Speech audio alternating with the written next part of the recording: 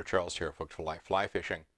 And I'm going to put out a series of videos, and this is going to be number one, on the issues surrounding casting for distance with fly rods. Now, I know some of you are going to say, well, it's all about the double haul. Well, that's true up to a point.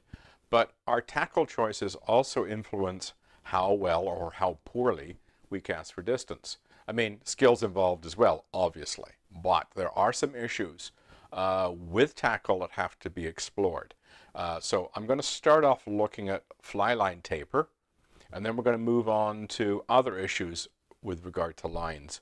And you'll notice I'm really not going to be talking very much about rods. It's really the things that are really important here are obviously our ability to double haul, our line choice, and the flies we put with those lines.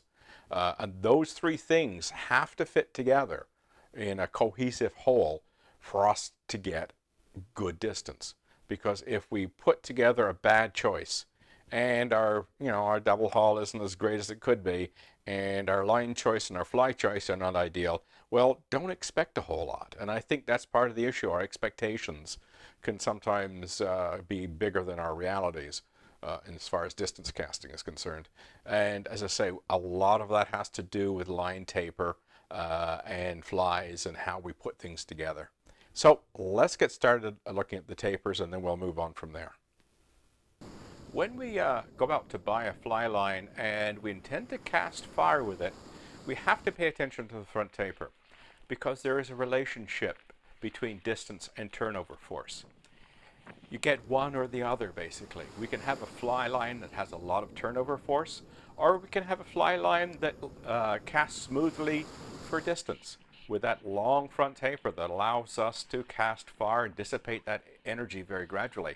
Unfortunately, we don't get everything in one line. If I want to cast a great big bass popper with a very blunt tapered line, that setup is just going to limit me for distance. Conversely, if I want to go for distance, then I got to look at a long tapered line. So let's look at some choices here. Okay, here we have two blunt tapered lines. The top one is the Airflo streamer line, and the bottom one is the Airflo bass muskie line. Both of these are typified by relatively short heads and very short front tapers with thick tips. They're designed to deliver large flies. And keeping in mind what I said earlier about turnover force, these lines deliver a lot of turnover force. And because of that, they're not going to be that great for distance.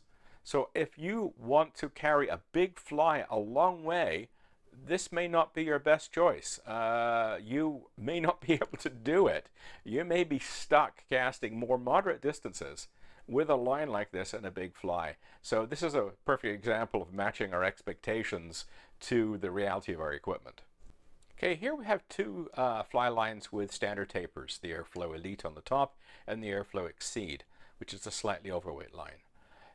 These are typical trout lines. This is what we would expect to use casting standard trout distances. They're good for smaller flies, and they'll cast reasonably good distance thanks to a smoother turnover with those moderately long front tapers and tip sections that are not that thick.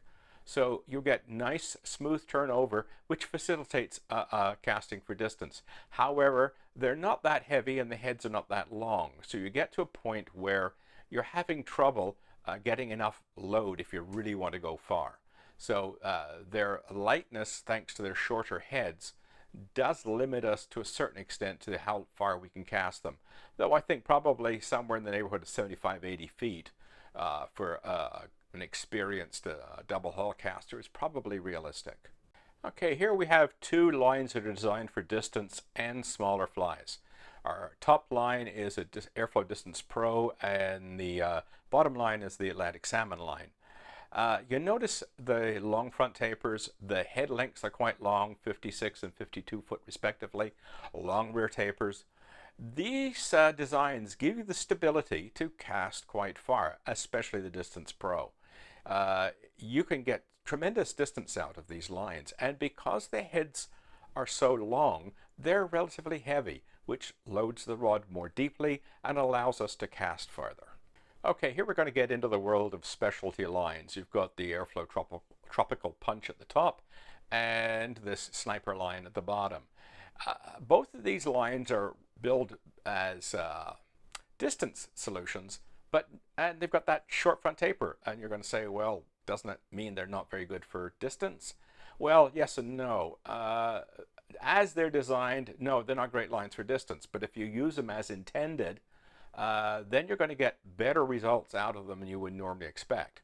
The tropical punch is designed for very windy conditions. So if you're out on the flats trying to cast a fly into a gale, the tropical punch is going to get you some reasonable distance. No, it's not going to get you 120 feet, but it's going to get you very good distance for the conditions. So that's the point I want to make there with the tropical punch. It's about reasonable distance in less than ideal conditions. The sniper on the bottom, on the other hand, again, very short head, thick tip, short taper, not a distance profile at all, but it's designed for very large flies and wind. So for example, striped bass fishing with a big weighted clouser, this line will deliver it quite well and for quite good distance. So again, it's a specialist solution. It's not designed for the typical small fly, normal wind type days.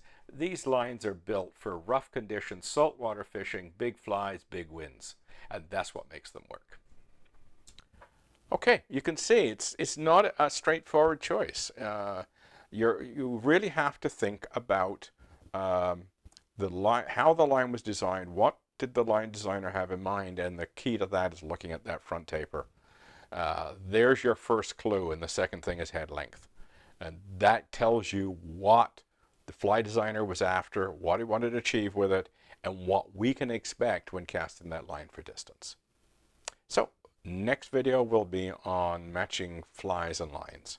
Cheers.